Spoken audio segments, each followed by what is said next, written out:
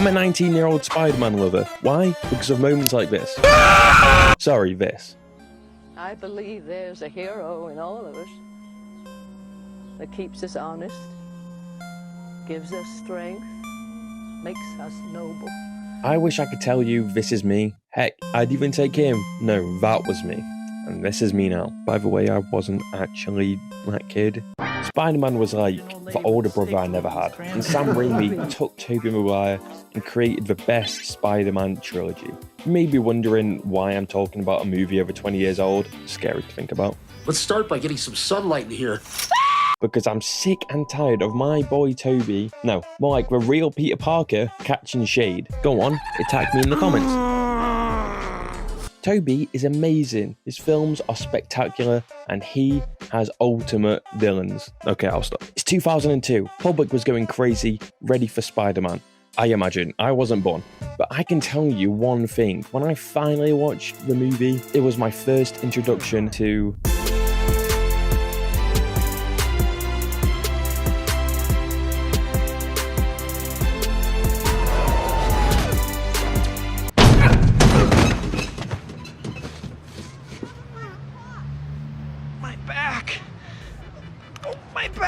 As a child, I was very into Disney and Pixar films, and I watched and fell in love with the golden generation. I'm talking about Lion King, Ratatouille, Cars. And then when I was finally deemed old enough to move up from the PGs to the 12s, I finally watched Spider-Man, which was weird considering I was allowed to watch Jurassic Park first, and that scared me.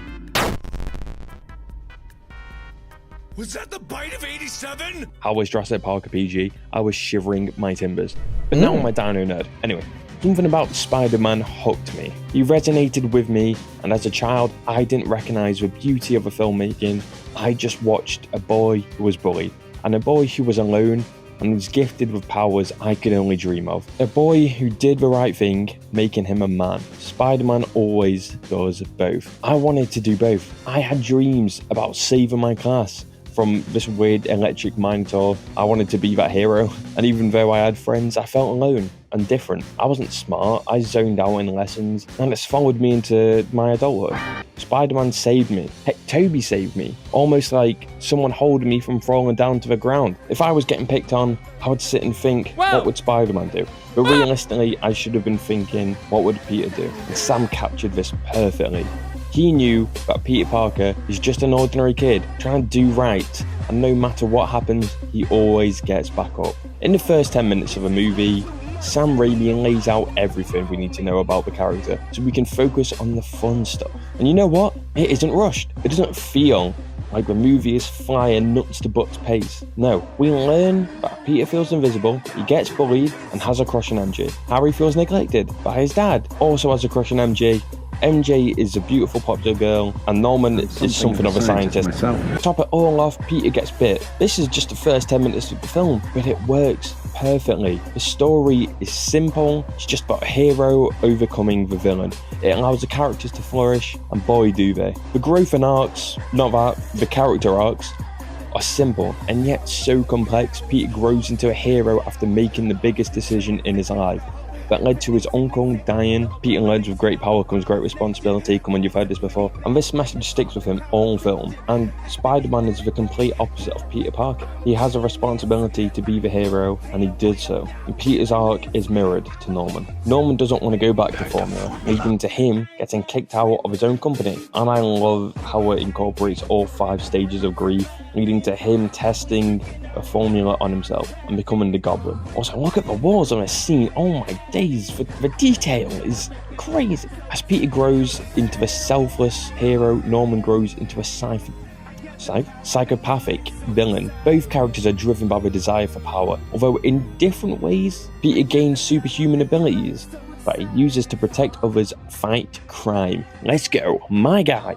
Reflecting a sense of personal responsibility. Norman's quest for power leads him to experiment with the Goblin formula, which enhances his physical abilities, but also has a corrupting influence, pushing him towards villainy. God, I love this movie. And you know what else I love? Mary Jane. She is very hated online, and I don't get it. Well, I do a little bit because of this one scene.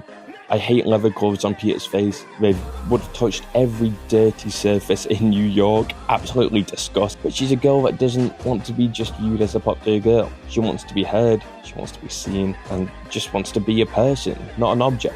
Everyone sees her as an object, and that's why she wants to become an actor. She wants to be seen, and Harry sees her as an object. Tries to fix everything with money, as he doesn't know what love is. His dad would prefer Peter as a son, like, it's laughably sad. Harry does his best as a broken son to love Mary Jane, but Peter sees Mary Jane for who she really is. This is my MJ. I don't want any of this Michelle Jones crap. Watching this movie, it felt like I could feel every punch. It's so brutal, and when you think Peter is down and out for the count, he always finds a way to keep moving forward. That's how winning is done. I love this scene. It's the best scene in the movie. Piss off, High Top. Get that Thanksgiving scene out of here. I'm joking, I love you, High Top. Because in my mind, this is where Peter becomes Spider-Man. Not here, not here, and not here. But here.